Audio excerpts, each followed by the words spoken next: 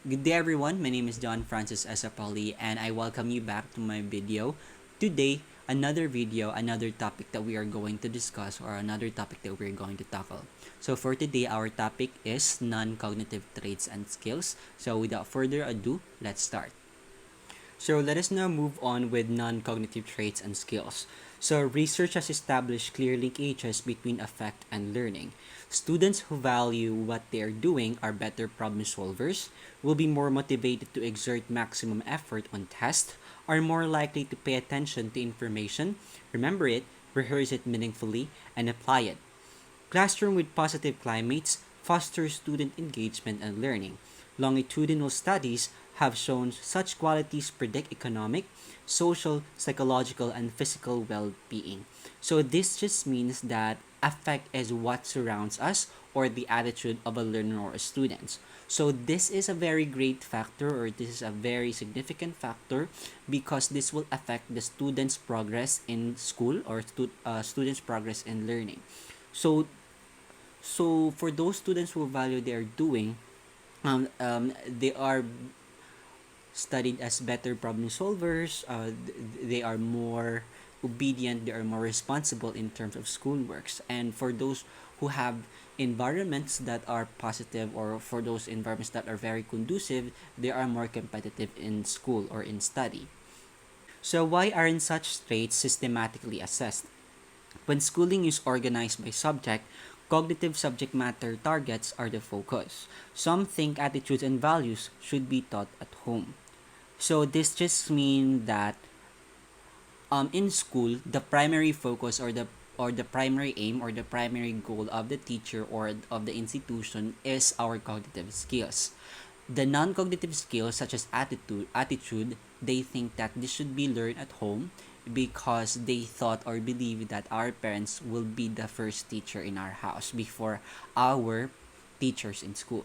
So defining these traits is difficult. Each is abstract. So each is abstract, meaning most students or almost learners are very diverse and have their own attitude. So these things are not easily be honed through inside the classroom. This should be honed first at home.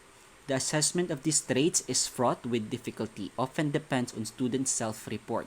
So this also can be very challenging to our evaluators or to our teachers because not all students are obedient and not all students are respectful. So this will be very challenging to some. A teacher's frame of reference is different than her students due to differences in context, backgrounds, and culture.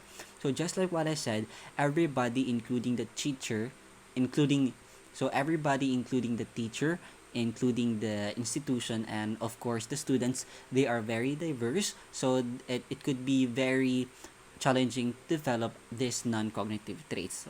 So positive non-cognitive disposition or skills are essential for effective learning, being a productive member of society, preparing for occupational satisfaction and productivity, maximizing the motivation to learn now and in the future, preventing students from dropping out of school, enhancing students' beliefs that they are capable of learning, enhancing perseverance in the face of difficulty, and enhancing students' altruism.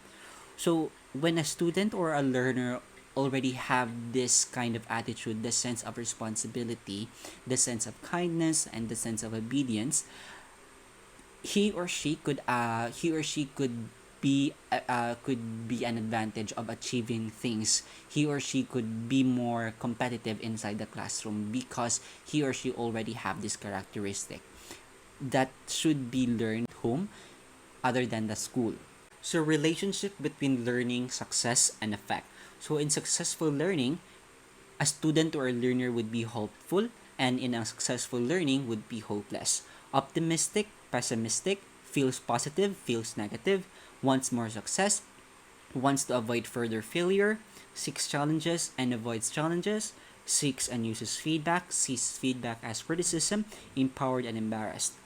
So the next one is confident or unsure, engaged, disengaged, positive attitudes or negative attitudes, values learning, avoids learning, seeks new ideas, avoids new ideas.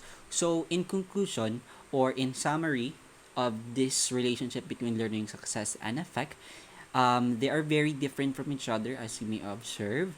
When a student already have the attitude and upbringing that he or she learned at home first, he or she could be more positive towards his environment and towards in school. So when a students already have this kind of attitude, that positive attitude and that kind of upbringing that he or she learned at home, he or she will be more competitive and he or she will be more hopeful. He will maintain a positive attitude, unlike those students who does not have this characteristic.